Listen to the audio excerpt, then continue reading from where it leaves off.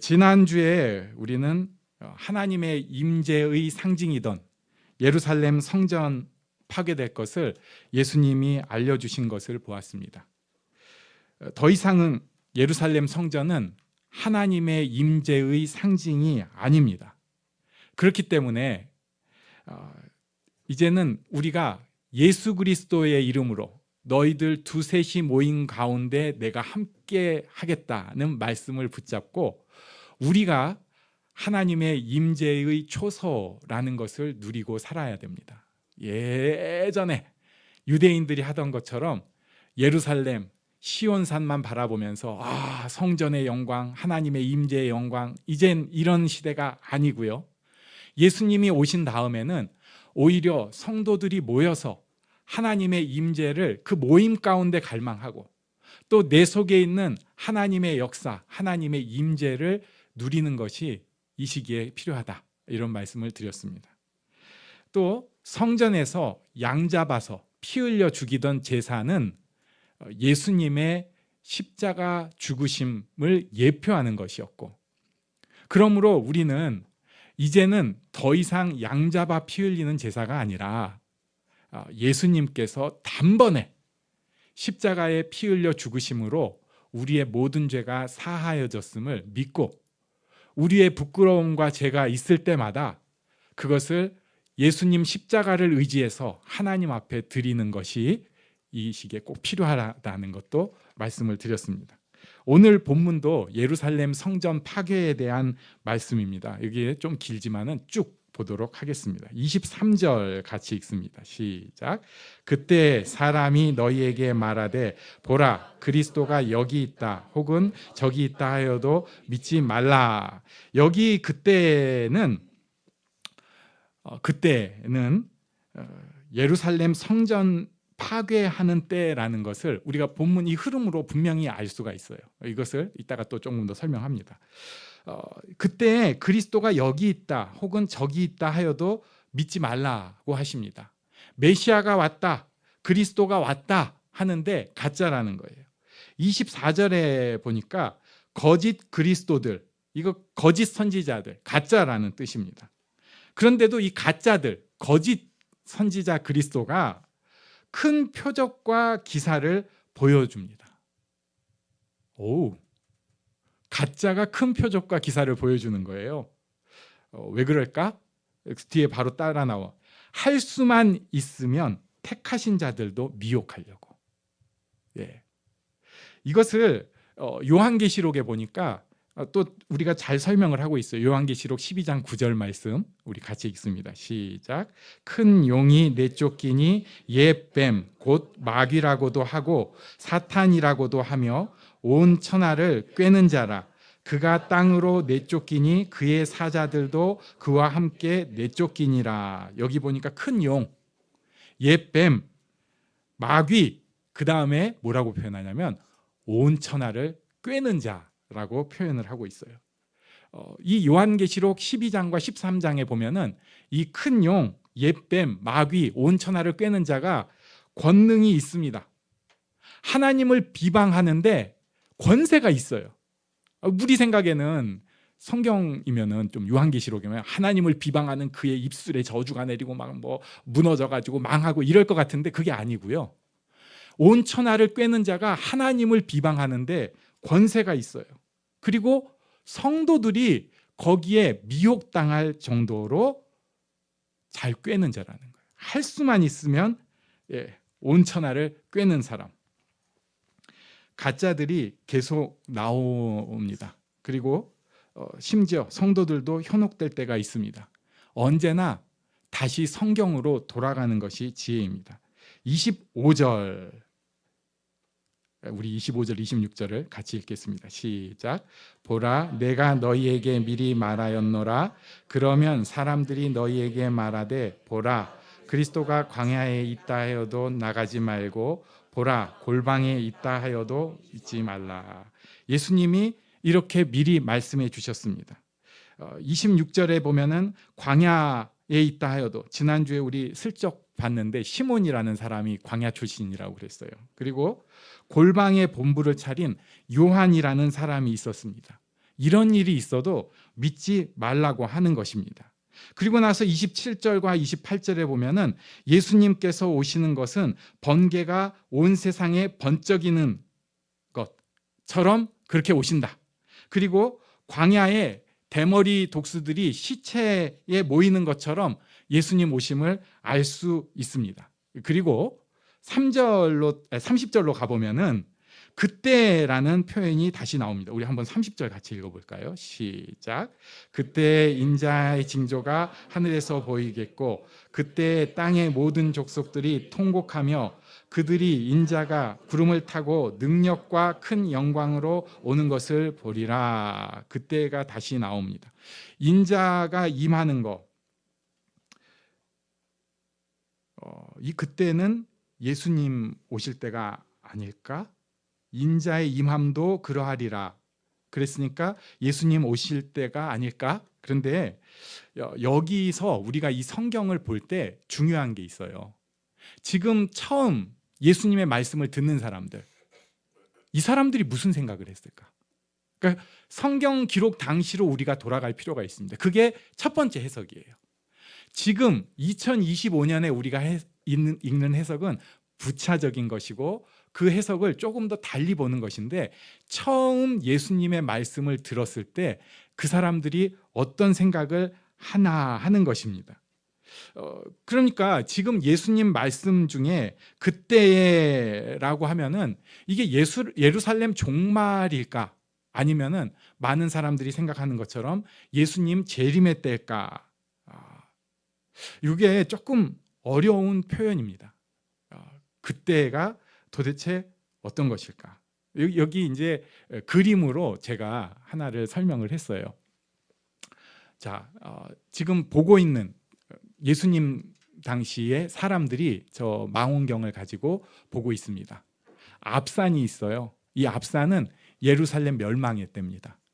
뒷산이 있어요. 뒷산은 예수님 재림의 때입니다. 이것을 역사를 이렇게 통시적으로 보면은 두 개가 다른 거예요. 우리는 이제 알잖아요. 예루살렘 멸망은 AD 70년에 있었고 예수님 다시 오신 것은 아직 이루어지지 않았어요. 그러니까 여기 산이 지금 두 개가 붙어 있지만 시기상으로는 2000년이 지금 넘어가는 겁니다. 그런데 예수님 시대 때 이 종말을 보는 사람들은 그 산이 겹쳐 있는 거예요. 그래서 앞산과 뒷산이 이렇게 같이 보입니다. 예수님이 거기에 대해서 설명을 하면은 그들은 다 뭘로 드는가? 예루살렘 종말로 보는 거예요. 재림이 곧 종말이라고 생각을 하기 때문에 이게 예루살렘 종말에 대한 말씀으로 그들이 이 본문을 다 받아들이는 것입니다. 그러면은 우리가 지금 읽었던 본문 중에서도 근데 이거는 좀 재림에 대한 거지 이게 예루살렘 종말이야? 라고 하는 언어들이 나와요. 29절에 보면은 그날 환란 후에 해가 어두워지고 달이 빛을 내지 않냐고 별들이 하늘에서 떨어지며 하늘의 권능들이 이거 종말 얘기 아닌가? 그런데 이게 구약 성경에도 보면요, 이사야서 13장 또 이사야서 34장 이런 데 보면은 바벨론 제국이 멸망할 때 딱 이렇게 표현을 해요. 또 에돔을 비롯해서 열국이 무너질 때도 딱 이런 식으로 표현을 해요. 그러니까 이게 그때 당시에 쓰던 묵시적 언어구나. 그러니까 이게 꼭 예수님 오실 때만 얘기하는 게 아니라 그들이 들을 때는 이거 성전 멸망을 얘기하는 걸로 들을 수 있겠구나. 그리고 또 30절에 보면 이제 더 하죠. 그때 인자의 징조가 하늘에서 보이겠고 그리고 인자가 구름을 타고 능력과 큰 영광으로 오는 것을 보리라. 오는 것을 보리라고 예수님이 직접 말씀하셨는데 이걸 들으면서 그들이 그럼 예수님 재림 생각을 한 게 아닐까라고 하는데, 이 표현은 우리가 인자라고 하는 표현이 처음 나온 다니엘서 7장 13절과 14절의 내용을 가져온 것인데, 여기에 인자가 오는 것이라고 돼 있지만 다니엘서는 인자가 영광을 받기 위해 하나님께 가는 느낌이에요. 그 느낌이. 그래서 인자의 권위와 왕권이 온 세상에 인지되는 것을 다니엘서 7장 13절 14절은 보여줍니다. 그래서 여기를 보면은 우리가 이 본문만 보면 분명히 예수님이 오시는 것에 대한 말씀이지만 다니엘서를 알고 있는 사람들이 이 본문을 예수님께서 말씀하신 그때 상황에서는 이 본문도 이거 종말의 때, 그러니까 인자의 영광이 드러나는 때, 우리가 지금 생각하면은 예수님께서 십자가에 죽으시고 부활하시고 그 구원의 영광이 온 세상에 퍼지는 때로 그들도 들을 수 있다는 거예요. 조금 헷갈리는데 조금만 참으시면 됩니다. 그리고 31절에 보면은 나팔 소리가 나오는데, 또 이 나팔 소리 하면은 굉장히 하는 분들이 있어요. 나팔 소리 종말. 그래가지고 성경에 있는 모든 나팔 소리는 종말로 보시는 분들이 있는데, 이런 해석은 굉장히 위험합니다. 누가 그렇게 해석하잖아요. 그러면 걸렸어, 가짜일 수 있어, 이렇게 생각하셔도 돼요. 나팔 소리만 나오면은 재림이다. 그래가지고 예수님 오실 때 나팔 소리에 우리가 올라가고 요 생각만 하시면은 조금 곤란해요. 여기 본문에서도 이 나팔 소리가 불려지는 것은 이스라엘 민족이라고 하는 이 어떻게 보면은 딱 묶여 있는 좁은 구원의 길이 이제는 모든 민족 가운데 퍼져 나가는 것을 의미합니다. 즉, 이 그때라고 하는 표현이 우리는 지금 보니까 이거 재림의 때라고 볼 수 있겠네라고 했지만, 당시 예수님 앞에 있는 청중들은 지금 그때를 들으면서도 전부 예루살렘 멸망의 생각을 할 수 있었다는 거예요. 그래서 가짜들 나오고 유혹하고, 그리고 단번에 오시는 예수님이 아니라, 단번에 오는 종말이 아니라 뭔가 막 이상하게 시간 끌 때 그들이 예수님께서 이미 말씀하신 것을 기억하고 예루살렘 종말을 대비하라는 말씀으로 1차적으로 해석하는 것이 맞습니다. 1차적 해석. 그런데 그 다음에 그럼 우리가 종말을 대비할 때는 어떻게 해야 될까? 오늘 본문이 2차 해석으로서 우리에게 시사를 하는 거예요. 예수님 재림의 때도 이단들이 자꾸 횡행하는구나. 할 수만 있으면 사람들을 자꾸 꼬드기려고 하는구나. 그리고 자꾸 뭐 이런 얘기 저런 얘기들이 있고 사람 흔들리게 하는구나. 그러나 우리는 예수님께서 특별한 방식으로, 어디에서 몰래 오는 방식이 아니라 온 세상 가운데 펼쳐지는 방식으로 오실 것을 기대하고 믿는 것입니다. 여기 그런데 우리가 또 놓치지 않아야 될 것이 있어요. 지금 예수님께서 예루살렘 멸망을 말씀하고 계시잖아요. 그리고 종말에 대해서 우리가 그 적용까지 짧게 지금 봤어요. 그런데 제가 이런 요한계시록이라든지 또는 마태복음 24장 본문을 접하면서 항상 생각하는 게 있습니다. 사람들은 이런 본문을 택하면은 이야깃거리와 가십으로 생각을 해요. 무슨 종말에 대해서 가십으로 생각하는? 아니요. 사실은 종말 믿지 않아요. 재밌는 거예요. 성경에도 다이나믹이 있다고 생각을 하는 거예요. 그러다가 또 홀가닥 넘어가는 사람도 있지만, 많은 사람들은 여기서 재미를 찾으려고 그래요. 종말이 그렇게 오는구나. 뭐 이스라엘이 1948년에 독립한 게 이게 무슨 신호구나, 이런 얘기를 들으면 그럴듯한 거예요. 이유가 뭐 통합이 되고 또 뭐 소련이 어쩌고 뭐 붕괴가 되고 뭐 중국이 어쩌고, 이런 얘기를 들으면은 말세의 징조구나 하면서 은근히 재미가 있고 막 거기에 끌림이 있는 거예요. 그러나 잘 볼 필요가 있습니다. 종말에 대한 말씀이라든지 요한계시록의 말씀을 잘 보면 마지막과 심판 속에 숨어있는 보석들이 있어요. 그게 뭐냐면 우리 성도들을 향한 말씀입니다. 요한계시록에는 특히 정말 보석같이 빛나는 찬양들이 있습니다. 그런데 요한계시록을 종말로만 보는 사람들은 그런 찬양은 패스해요. 재미없거든. 그러니까 뭐 보좌에 앉으시니와 어린 양께 찬송과 영광을 돌릴지어다, 이런 거 그냥 이거는 해석의 필요가 없어. 이거 찬양이야, 이거 뭐 천상의 찬양, 하나님 앞에 드리는 찬양하고 넘어가고, 그 다음에 뭐 일곱 인이 어쩌면은 뭘 뗐네, 뭘 나팔을 불었네, 대접이 부어지네, 요런 거는 막 열심히 해석을 하려고 해요. 사실은 요한계시록을 가만히 계속 보면은 그런 부어지고 심판의 사건들보다 그 사이에 있는 찬양을 자꾸 얘기를 하고 싶은데 그건 안 봐. 그리고 심판 얘기만 설깃해가지고 요 재밌네 이렇게 보려고 하고 이렇게 해석이 되는구나 이러고 있는 거예요. 그러니까 해석이 안 됩니다. 당시에 이 말씀을 듣고 있는 사람들, 요한계시록을 듣고 있는 사람들, 정말 절망의 시기 가운데 그런데 모여서 말씀을 듣고 예배를 드리면은 이루 말할 수 없는 감동과 감격이 있는 거예요. 우리는 막 저렇게 큰 악기도 막 동원을 하고 뒤에 숨어서 둥둥둥둥 막 이런 것도 하고 그러면 비로소 좀 감동을 받는데 초대교회 때 아무것도 없어도 예수님 사랑합니다 하면 옆에서 사랑합니다 하면은 그 한 표현들이 사람들이 다 막 그 감동의 찬양으로 하나님 앞에 나아가는 예배가 있었던 거예요. 거기서 요한계시록의 말씀이 선포가 되면 이 사람들이 천상에서도 이렇게 찬양 드리고 나도 여기서 지금 비록 숨어서 굴에서 조용히 하지만은 이렇게 찬양 드리고 이게 우리의 하모니구나 라는 것을 느낄 수 있는 것입니다. 오늘 본문에도 31절에 보면은 놓칠 수 없는 중요한 말씀이 있어요. 그게 뭐냐면 그의 택하신 자들을 하늘 이 끝에서 저 끝까지 사방에서 모으리라 하는 말씀입니다. 심판의 그 순간이에요. 죽음과 공포의 순간입니다. 그런데 눈이 있으면은 그 속에도 반드시 드러나는 하나님의 사랑을 볼 수가 있다는 것입니다.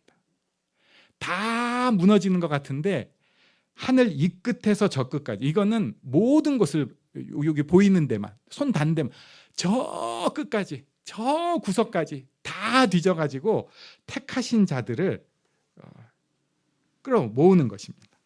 사방에서 모으는 거예요. 사탄은 할 수만 있으면 미혹을 해요. 그 얘기는 뭐냐? 할 수 있으면 하는데 안 해. 지도 힘들면 손 놔버려요. 그런데 하나님께서 택하신 자들을 모으시는 것은 예외가 없습니다. 다 무조건 데려가는 거예요. 종말이지만 보는 시야가 달라집니다. 누군가는 죽음과 공포만 보이는데요. 누군가는 두려움은 있지만 그 너머에 하나님의 인도하심, 하나님의 섭리, 하나님의 힘주심을 바라고 볼 수 있는 거예요. 내 힘으로 그냥 그 속에서 버티고 살아내는 것이 중요한 사람들 아니고요.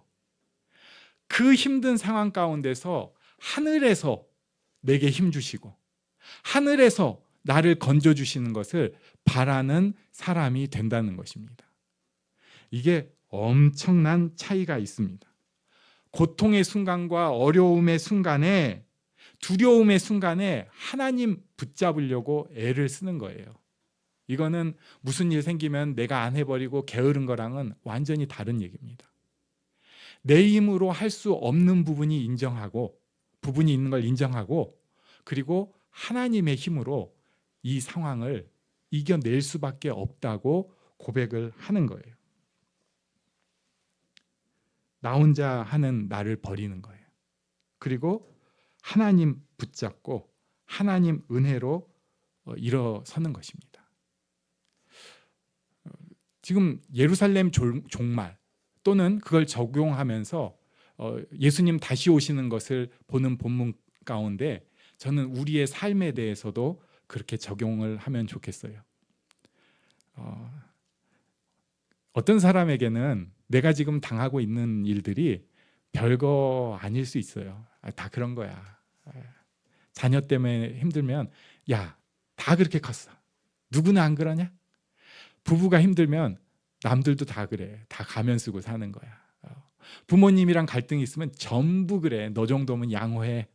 돈 때문에 힘들면은 세상이 그런 거지. 이런 식으로만 얘기를 하려고 합니다. 그러나 부딪힌 우리는 그렇지 않을 때가 훨씬 많습니다. 진짜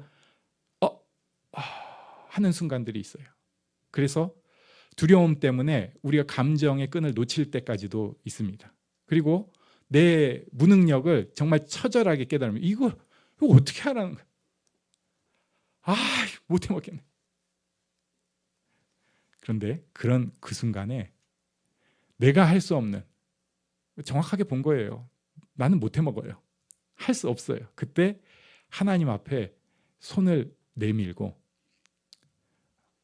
저 끝에서도, 저 구석에서도 다시 구원하시는 하나님의 능력을 우리가 꼭 힘있기를 원합니다.